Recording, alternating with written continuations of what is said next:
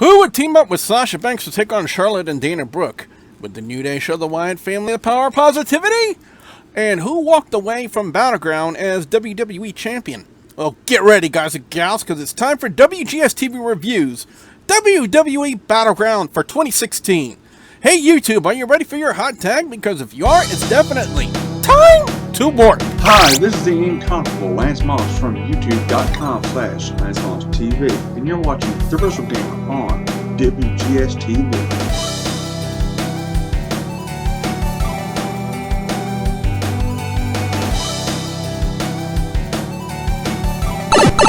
Greetings, YouTube! Yeah, I've worked way back into another episode of WGS-TV right here on YouTube.com/WrestleGamer.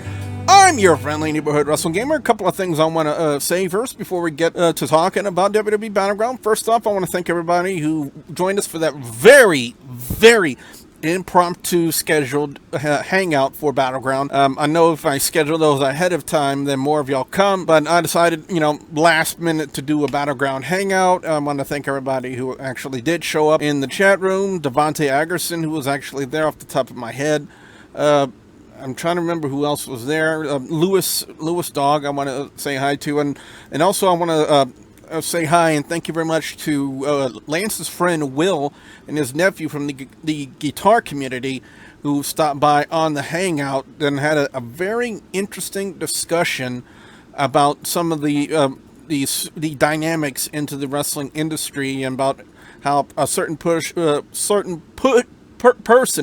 if I can learn to talk, how a certain person should be pushed in the wrestling industry. If you guys want to check it out, I'll have the link probably, if not in the description box below, then probably somewhere above me and a card for you guys to check out. So be sure you check it out. And also, once again, thank you very much to Lance's friend Will and his nephew from the guitar community. You guys are more than welcome anytime to join me or the guys from HWR anytime for any kind of a discussion video you guys would like to do or any kind of a topic that you guys would like to have for a discussion video. You guys are more than welcome to pitch the idea to yours truly, and we'll definitely put something together and we'll definitely have that discussion. I really would look forward to that. WWE Battleground this year would feature two returns. One fans like and one fans hate. And both guys are considered technically to be faces.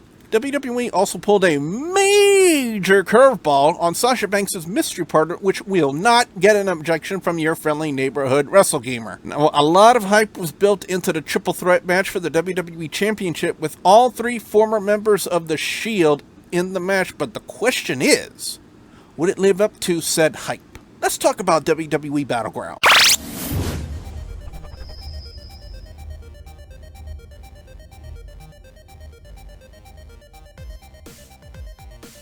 Now, when we look at the kickoff match, I didn't put much stock into the Usos taking on Breezango, but for what it was, I thought it was okay. For some reason, during the hangout for Battleground, we ended up comparing Breezango to the Young Bucks for some odd reason, so I decided to count the number of super kicks in the match, since the super kick is a major part of the Bucks gimmick in wrestling. There were 5.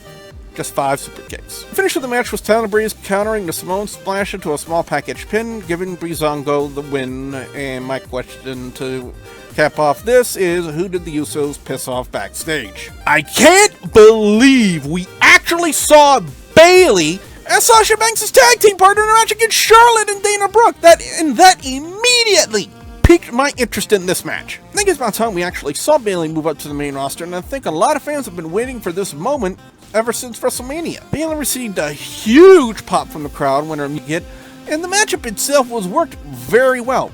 A couple of things though. Banks' Hurricane Rana spot with Charlotte looked off balance, and it looked like Bayley took some really hard bumps in this match. The finish of the match was Sasha Banks locking on the bank statement on Charlotte to pick up the win. However, Devontae Agerson in the chat room wasn't very happy about that. He would even go on to say that he didn't like Bayley in this match, would say that Bayley didn't do anything, didn't even get the win in this match, when the actual storyline in itself was not centered around Bayley, but it was more along the lines centered around Charlotte and Sasha Banks. That's why it made more sense, Devontae, to have the finish involve Sasha Banks and Charlotte. Not Bayley and Charlotte or Bayley and Dana Brooke, but more of Sasha and Charlotte. Thanks. Just figured I'd throw that out there for you, Devontae. Up next would be the 6-man tag team match with the Wyatt family taking on the New Day. As far as this match is concerned, Strowman didn't screw up that badly or bad enough that someone with a grade school education would have picked up on. One thing I definitely want to mention is Big E's spear to Strowman to the outside, and Big E would end up landing on his head. I hope he didn't seriously hurt himself like that, because he was grabbing his head upon impact. That's a damn good way to break your freaking neck. I'm serious. I mean, they even showed it on replay, and it looked even worse on replay. The finish of the match was Bray Wyatt hitting Sister Abigail on Xavier Woods to pick up the win. The question is now, where did they go now with the New Day and the Wyatts? Damn! Lana looked hot in that tight white dress. Sorry, I blanked out for a second. Anyway, to the United States Championship match with Rusev taking on Zack Ryder. Needless to say, it went the way I expected it to go. There were some good spots with Ryder's missile dropkick from the guardrail, but it was Rusev with the Accolade on Ryder to pick up the win and retain the United States Championship. Now, with Mojo Rawley running in to make the save for Ryder, it would definitely lead me to believe that we're going to see the Hype Brothers on, the Hype Bros, I should say, on SmackDown, which was something I was speculating about on this past week's SmackDown Live review. Up next was the final confrontation of Sami Zayn and Kevin Owens, or at least WWE, until WWE tries to make us completely forget about that stipulation. The way Zayn and Owens worked this match was done brilliantly. One spot I have to bring up is that botched springboard moonsault that looked like it went horribly wrong in every sense of the word. Zayn looked like he landed hard on his right arm on the ring apron, and noticeably throughout this entire match, you can tell that it was bothering him. Now, how badly damaged is his arm? I have no idea, but the only thing I'm saying is his forearm and his elbow looked like it was swelling and protruding. Now, this match had everyone on the edge of their seats, which is a key factor to having a great match, because the fans were definitely emotionally invested into this match, which speaks to the caliber of talent involved. The finish of this match was Zayn hitting not one, but two Helluva kicks to pick up the win. The Natalya versus Becky Lynch match was basically a sleeper match at best, which is something I think the fans needed after being so emotionally involved in the Owens-Zayn match. I honestly thought Becky would win this match because I didn't think Natalya really needed the win, but they had her go over on Becky with the sharpshooter. Why? I don't know. I guess to shit on Becky, and it's not to say Becky is a bad talent, but they're really not pushing her the correct way. Or the right way. Up next was the Intercontinental Championship match with movie quote Miz defending the championship against Darren Young. First thing I want to bring up is, what in the blue was movie quote Miz and Maurice wearing to the ring? I still can't figure that out. Now, for the bulk of this match, it was okay until everything spilled to the outside. Now, first off, I'm not one to say anything about someone not having a shirt on for obvious reasons, but I didn't need to see Bob Backlund tearing his shirt off. Didn't need to see that at all. Secondly, they had the match end in a double countout, so both men, in a sense, lost this one. And lastly, Darren Young went ham on movie quote Miz with a weird version of the crossface chicken wing. Now, my thought about this one, ladies and gentlemen, boys and girls, was this WWE's way of prolonging the feud and prolonging the angle of Darren Young and movie quote Miz to SummerSlam?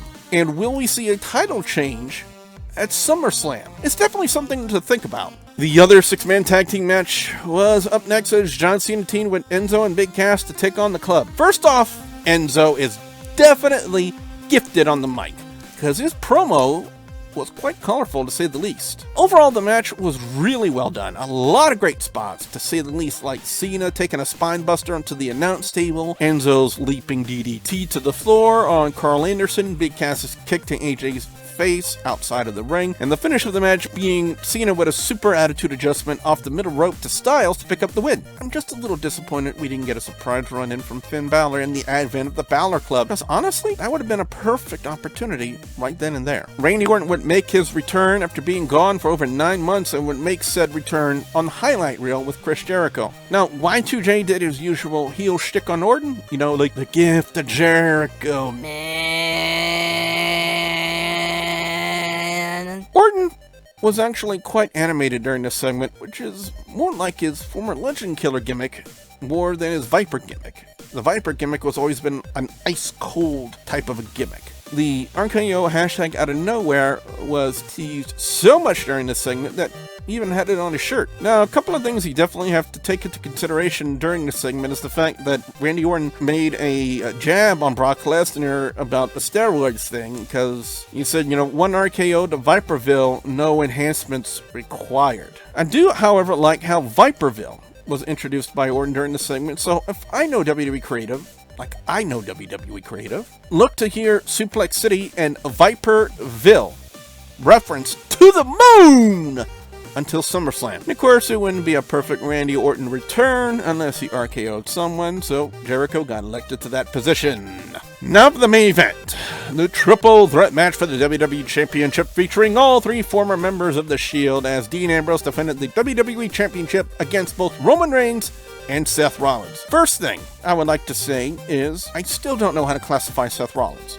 Because technically, he's supposed to be a heel, but he's getting positive responses from the crowd, despite WWE's and Rollins' best efforts to get heat from said crowd, and most noticeably failing to do so for odd reasons. Secondly, and as expected, Roman Reigns would return to a huge chorus of boos from the crowd, and one could say as of late that Reigns is getting more heat from the crowd than John Cena from crowds as of late, and it's not because he's heel. It's just because of the better part of 2016, he was super pushed due to the fact that some of the bigger names of the company were out due to injury, like Randy Orton, like Seth Rollins, like John Cena.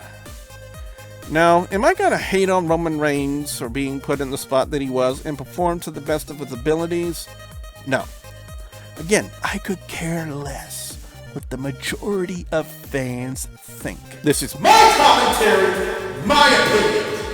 Deal with it. And with Ambrose, I have no issues with Ambrose, so let's leave it at that. Now, with this match having all three former members of The Shield involved in the WWE Championship, did this match live up to the hype? Before I answer that, let's look at a few things. The match started kind of slow, but it's the start of the match, so I can live with that. As we got further along into the actual match itself, you could tell the fans in the audience were having difficulty getting into this match regardless of what was going on. Now, there were some decent spots in the match to their credit, like with Ambrose's dive out of the ring and Rollins' top rope splash on Ambrose due to Rollins appearing from out of frame, which was really excellent timing by Rollins and good camera work. I really don't know how I feel about the double powerbomb spot which sent Reigns through to the Spanish announce table, and at this point in the commentary I would like to take a moment of silence for the Spanish announce table. There it was, because it didn't really feel like an impactful spot in the match to me. Reigns really spam-hammed the Superman punch, but with it being one of the key signature moves in his moveset, it's to be expected, kind of like with the Young Bucks and their rapid abuse of the super kick in their moveset. Now to the finish of the match. First, it was Reigns hitting the spear on Rollins, which kind of left me thinking, what, again? Then it followed up with Ambrose hitting Dirty Deeds on Reigns to pick up the win and retain the WWE Championship. I guess you can look at it like this.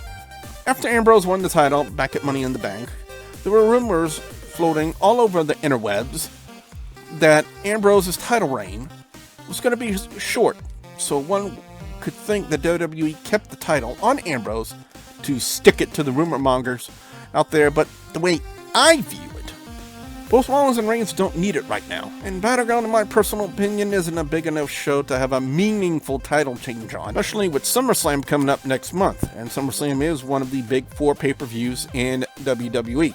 Now, if this match was on SummerSlam, I think we could have had a different outcome, but as it stands right now, no title changes took place and no title changes were necessary. Overall score on WWE Battleground gets a 3 out of 5. Best match of the night, hands down, goes to Kevin Owens versus Sami Zayn, with worst match of the night going to the Intercontinental Championship match with movie quote Miz taking on Darren Young. Gulf Coast Wrestling presents the Back to School Bash Friday, August 12th at the City Park Rec Center in New Iberia, Louisiana, and Saturday, August 13th at the Amelia Recreational Center in Amelia, Louisiana. Scheduled to appear the GCW Heavyweight Champion Gil Gracie, Christian Blake, Kid Chronic, Andrew Anderson, Stoneman, the GCW Tag Team Champions Mustang and Psycho Mike, The Cali Heat, and more. For ticket information on the Friday show in New Iberia, call 337-392-1569, and for ticket information on the Saturday show in Amelia, call 985-631-1000. 2032.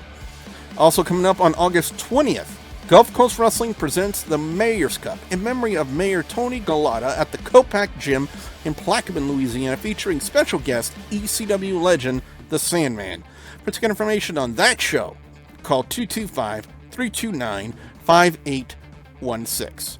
So what I want to know from you guys out there, the viewers and subscribers, your thoughts on WWE Battleground. What are your overall scores? What are your picks for best and worst match or segment of WWE Battleground? I definitely want to hear what you guys out there have to say. Be sure you put your comments in the comment section below. Don't forget to like, favorite, and subscribe. WGS-TV is on social media on Facebook, Twitter, Instagram. You guys can ask me questions. Links will be provided in the description box below, right down there. Also, with the link to the Hangout from Battleground, be sure you click on that so we can kind of check on our antics and our actual live reactions to WWE Battleground. And also, don't forget, I'll have a couple of videos in the annotations at the end of this video for you guys to check out as well. And don't forget, I will not be on Sports Entertainment tonight this week because I will be on vacation to New Orleans. But when I am there, it's going to be every Thursday night at 9 p.m. And hopefully, one of these weeks, Canadian Open Channel Studios will get their internet sorted out. Hopefully. So with that being said, I am your friendly neighborhood wrestling gamer, and I will see you at the next Warp Zone. Bye, guys!